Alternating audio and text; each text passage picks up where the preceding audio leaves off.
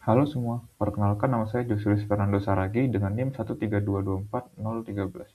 Nah, pernahkah kalian sadar bahwa setiap hari, kegiatan-kegiatan kita selama ini dibantu oleh teknologi-teknologi canggih tanpa kita sadari? Nah, pada video kali ini, kita akan membahas tentang keajaiban komputasi dan AI di keseharian kita, dan bagaimana teknologi ini dapat membantu kita bekerja di balik layar untuk membantu hidup kita. Sebelum itu, kita perlu tahu apa itu sih komputasi canggih dan AI. Nah, komputasi di sini bukan sekedar kalkulator biasa yang kita gunakan. Komputasi ini digunakan untuk menghitung data yang ukurannya sangat besar.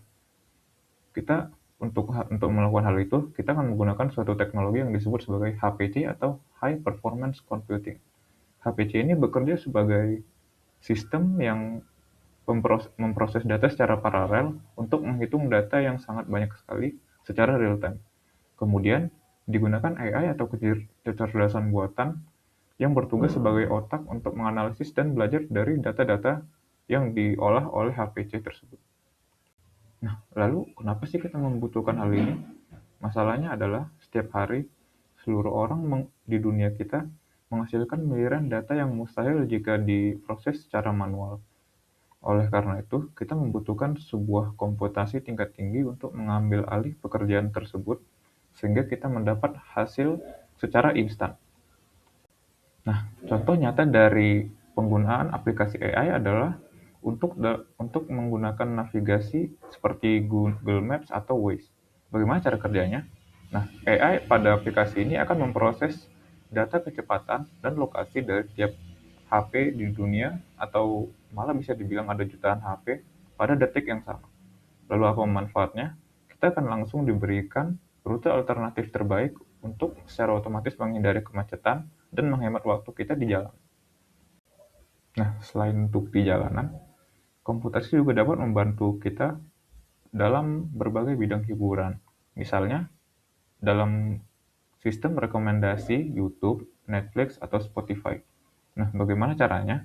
Cara kerjanya?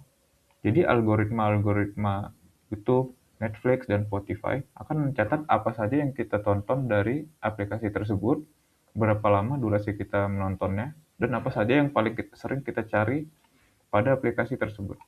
Nah, kemudian kita tidak ke depannya kita tidak akan perlu pusing-pusing lagi untuk mencari apa tontonan atau lagu yang sesuai dengan selera kita. AI pada aplikasi tersebut akan langsung menyodorkan konten-konten yang sesuai dengan selera kita tepat pada halaman utamanya. Nah, ternyata tidak hanya untuk kegiatan sehari-hari, AI dan komputasi juga dapat membantu pada bidang kesehatan dan sains. Pertama, superkomputer digunakan untuk menyimulasikan miliaran senyawa-senyawa kimia agar dapat menemukan obat atau vaksin dalam hitungan yang cepat, yaitu hitungan bulan, bukan tahun. Kemudian, AI juga dapat dipakai untuk menganalisis pergerakan-pergerakan awan dan angin sehingga perkiraan-perkiraan cuaca dapat berjalan secara akurat agar dapat membantu petani dan mencegah korban bencana alam. Jadi, kesimpulan yang dapat kita peroleh adalah komputasi canggih dan AI adalah suatu asisten yang dapat kita gunakan dalam sehari-hari kita agar keseharian kita dapat menjadi lebih praktis, efisien, dan aman.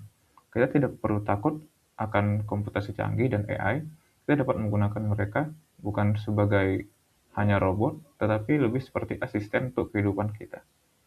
Nah, berikut juga ada beberapa referensi yang saya gunakan dalam membuat video ini. Oke, cukup sekian dari saya. Mohon maaf jika ada kesalahan dalam perbuatan dan perkataan. Terima kasih.